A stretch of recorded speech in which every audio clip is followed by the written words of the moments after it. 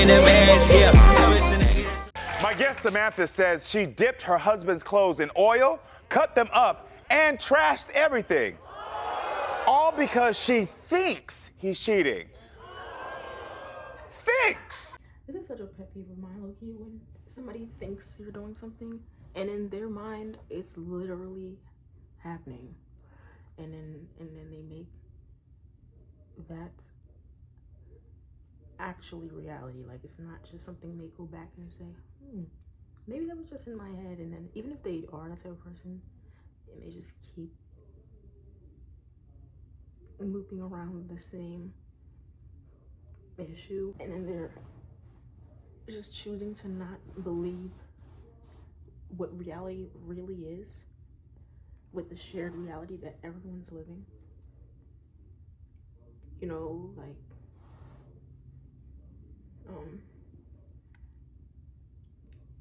it's really dangerous and scary because people literally are so impulsive sometimes over an accusation. And then, like, I know, like, people aren't perfect. Like, people just, sometimes you have a gut feeling or, like, you think something's going on, but that doesn't mean what you think is going on is outside of your mind now, is actually going on. It is not, I think, I know. Oh, you know now? I know, Okay. I know, and I'll tell you why I know. Okay, please. So I get a DM from his baby mama. Okay. And she typically sends, she's a messy woman. Just let's leave it at that. Yeah. So she sends me a message, and I look at him and I say, hey, tell me what's in this message before I open it. He turned around, he looked at me, he said, I had sex with her. Oh. So I turned around, so now we're fussing. Well, that makes sense now. Okay, so what happens? So he tends to want to walk away in the midst of argument. I guess I don't know what to do, whatever he's doing. In my mind, when she walked away, I'm still mad, I'm still angry, I'm still up in it. So you left, now I'm... Pause. If you're trying to argue with someone or fight with someone and it's one-sided, it doesn't matter if you're upset about something or angry about something or have a concern about something. An argument is not supposed to be one-sided. And also that would just be you being an aggressor at that point, because if someone has boundaries, this is just communication period, but if somebody has boundaries and they try to maybe diffuse the situation, if they feel like arguing is not going to resolve whatever you're trying to resolve through arguing, and they just walk away mid-argument, is it savory? No. But is it healthier? I would say yeah, because arguing doesn't get you anywhere anyway. It's better to actually talk when you're not upset or can start an argument, or you know that you're reactive. And then you know, that would then be like means to like try to journal or talk to God instead of arguing with someone that's not arguing back with you, or trying to escalate it just because you feel like that person is not arguing with you just because you want to. I was gonna say, yeah, cheating really sucks, but that's not really permission to destroy someone's property, you know? Like, people can really sue for stuff like that. You just want to save yourself the trouble, and just, if somebody does you really wrong, you just don't take it upon your own self, or take it upon your free will and hands to do something regretful in retaliation, because you don't even know if what you're retaliating against is even worth, you know, what could have happened, and then if it even happened, or like, you know, sometimes you create more trouble for yourself later down the line because you wanted to get back at somebody for something that they did wrong in the first place. So, two wrongs don't make a right. He grabbed the blanket, he went on the couch, he went to sleep. I'm still upset. I'm still mad. So I went and I started cutting. So why have you continued to stay with D'Angelo?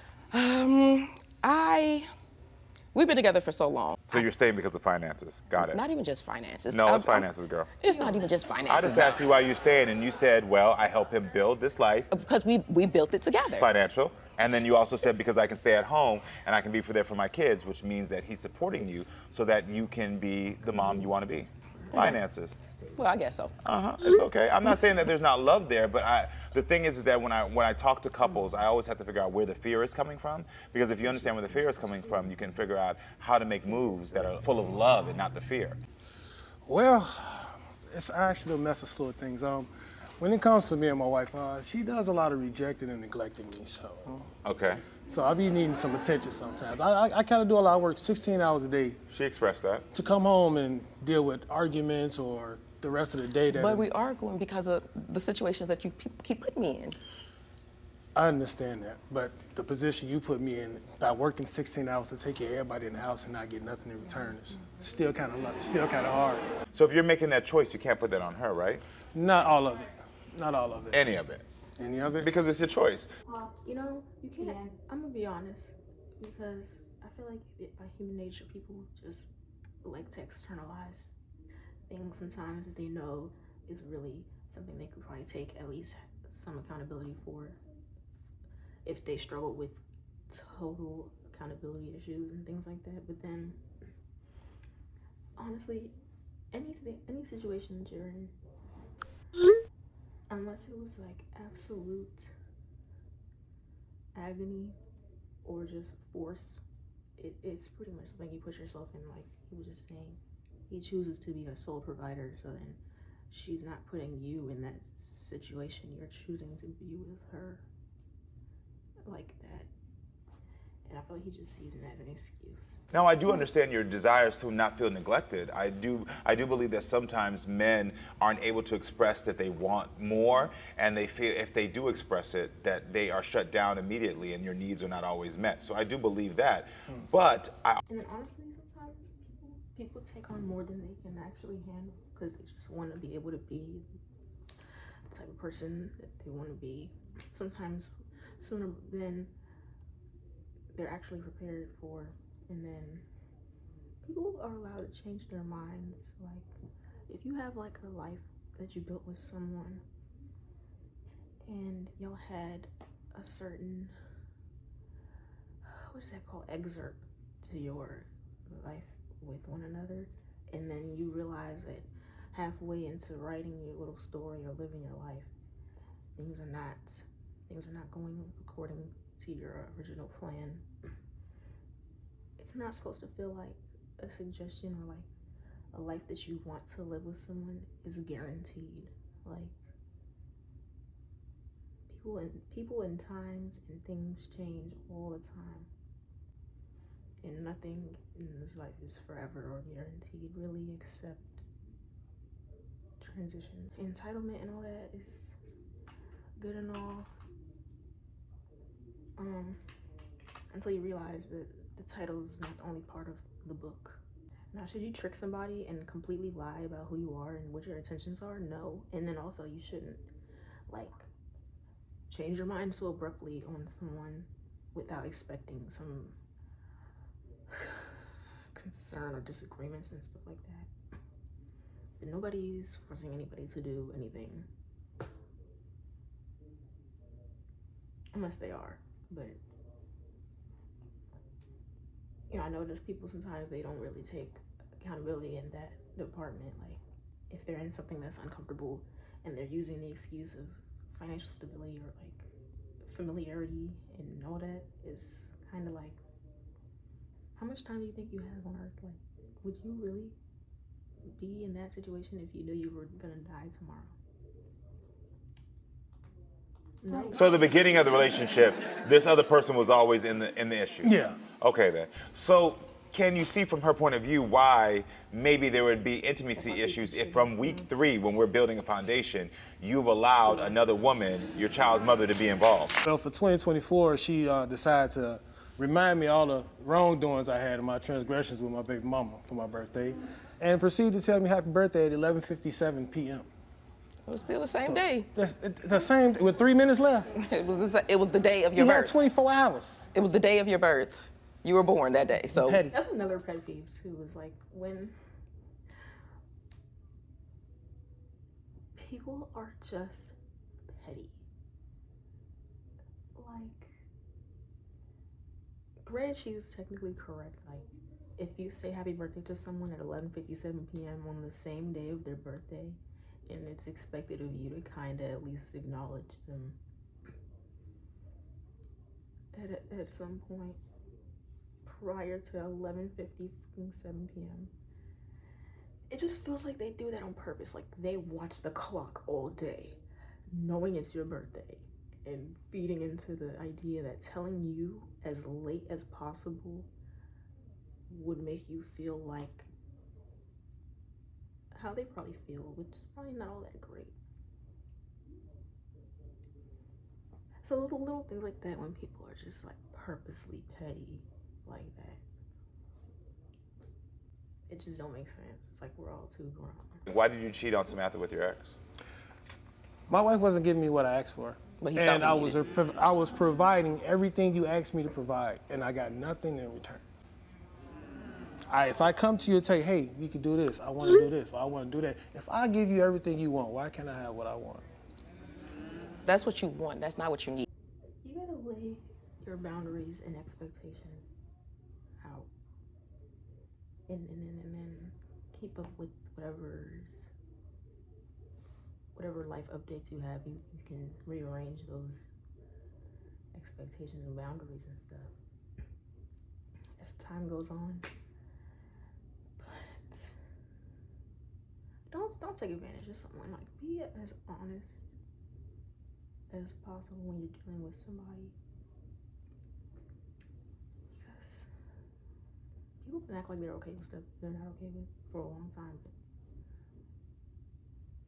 if you're honest, at least they can't be mad at nobody but themselves. D'Angelo, when you broke your leg, who was there? I broke my leg. Who was there? You. I end up getting I back. gave you that. This applies to men or women, but if you're doing things for someone that you feel like you would want somebody to do for you, and then that alone should give you your expectations that you probably don't mention or talk about, and you expect somebody to read your mind.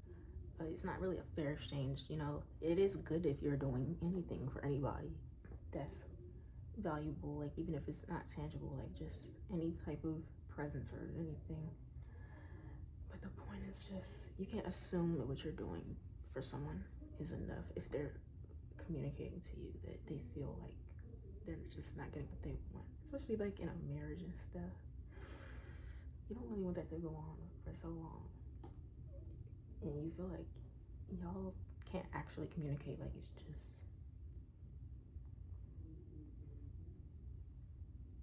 assuming and arguing. You My wasn't producer there. told me that you don't feel like texting other women is cheating. I don't, to a certain extent. Why? It depends on the conversation. Something as small as liking pictures and looking at people, to a lot of people, that's not much. If something is not okay to you and someone's doing those things, it's cheating. If, you know, effing someone, or someone expressing that they want to F someone else, and then if somebody's saying, well, I didn't actually do it, or I didn't actually like do the act, it's not so much about the act itself. Sometimes it's really all mental. If you're really focused outside of your commitment, or you're doing things you really know you shouldn't do, yeah, just the expression alone, if you feel like, not even if you feel like, the expression alone and the desire to do something and putting small steps or crawling towards the big thing, like the no-no, like the absolute don't do it, aka the act of something more extreme, like something sexual or something flirtatious, etc., etc. It's not just that, you know what I'm saying? the expression is just as heavy as the act. That's why there's such thing as long distance relationships. That's why there's such thing as loyalty tests. That's why there's such thing as catching predators and things like that. Because if I write down on a piece of paper, I'm getting eggs, milk, water, fruit, vegetables. And my plan, subconsciously, is to eventually go to the store. I don't care if I go today, next week, next month. I wrote down items because in my head, I was going to eventually buy them. I don't care how long it takes to get that. I don't care if I get it today or next year. Why the hell did I write it down if I'm not about to go get that? Now, the point I'm making is not, oh, I'm just freeballing writing shit down. It could be anything. Comprehending that someone has the intention of doing something, whether there's a thought out plan or a desire to do so, is enough, basically. The fact that I wrote that down on the list means I was attempting to or thought about buying those things. Now, next time I get some money, guess what I'm gonna do? I'm gonna go buy those things. Now, imagine if I just wrote that list down and I just didn't have enough money and someone goes, why did you write that down? We can't afford that, right? Why did you text that girl? Why did you text that guy? You shouldn't be doing that. And somebody goes, oh no, I don't have the money to buy that. I never bought anything. But that's not what I said. It's, what was your intention? Like, what is your purpose? What is your goal? I didn't F them. I didn't actually do it, but did you want to though? And if you wanted to, that's just enough, because once the opportunity arises, you would, basically, is the point. So yeah, something small like liking hella pictures or focusing on something or some things that you know you shouldn't be focused on is cheating, because hell, if the chance came, I bet a ninja would, right? I don't even consider micro cheating micro, because a plant, right? A tomato, if you plant a tomato and it's at stage 1 out of the 4 stages, just an example, and it's at stage 1, right? It's still a tomato, it's just underdeveloped. A human, a baby is a baby, right? But it's a baby human. It's not a baby donkey or a baby turtle. It's still a human. So if somebody's looking at something all the time, liking something all the time, even the physicality, like this, I like this. And you know they shouldn't be liking things outside of a commitment. The point of a commitment is to know that that's what you're about. It's all cheating, really. It's just the beginning. It's like a number line from 1 to 10. If a ninja's at 2 or 3, that don't mean they're not gonna get to 10. They just didn't get there yet. Okay. The conversation The could be anything, conversations but you once have it is goes, cheating. You delete every this text woman here, message. it don't matter what the conversation with any female, it is. to her, it automatically means I'm trying to have sex with them. If it's not about no matter the who it kids, is. and then it's cheating. Yeah, honestly, I feel like if she's assuming that any conversation with another woman is cheating, and he's probably having regular conversations about his kids, then that would be a red flag. But he seems like he's deflecting and being dismissive because he's not getting what he wants out of the relationship that he's choosing to be in.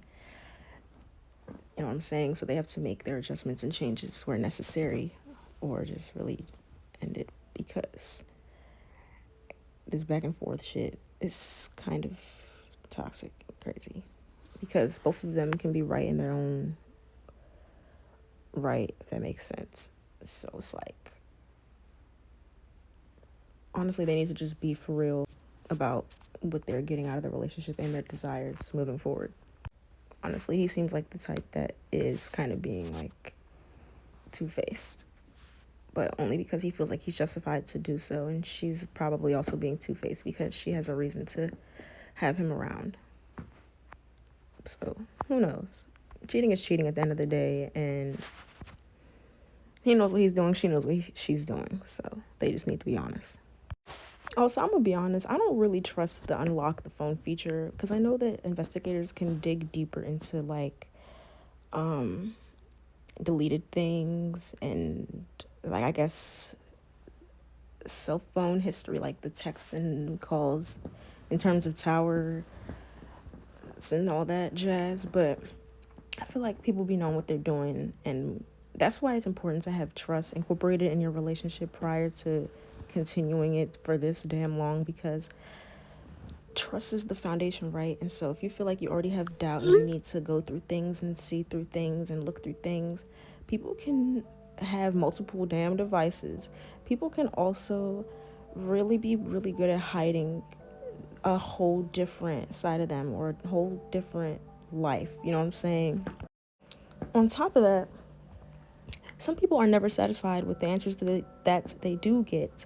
So sometimes you can get the answers you're looking for, you know, not cheating or cheating in regards to the unlock the phone feature, or even just them looking through each other's phones or whatnot.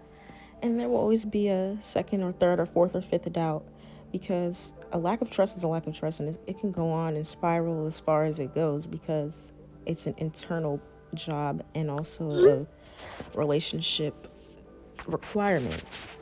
You know what I'm saying?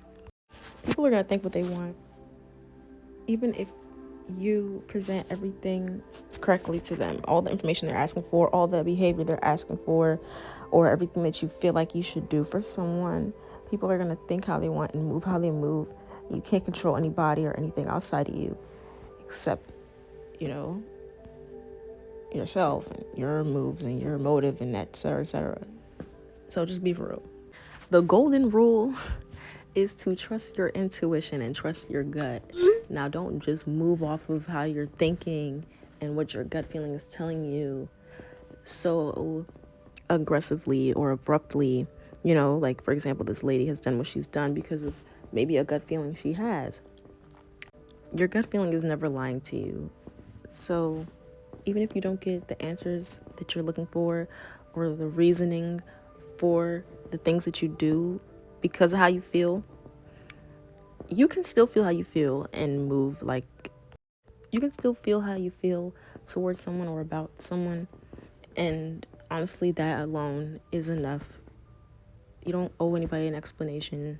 You can just be and do what you want. In terms of moving forward or ending things or continuing things, not, you know, destroy people's property. As we all grow and mature and move forward in the world, we can make mistakes and we can repent for them, and then we can do unto others what we want done to us at our big ages now, right?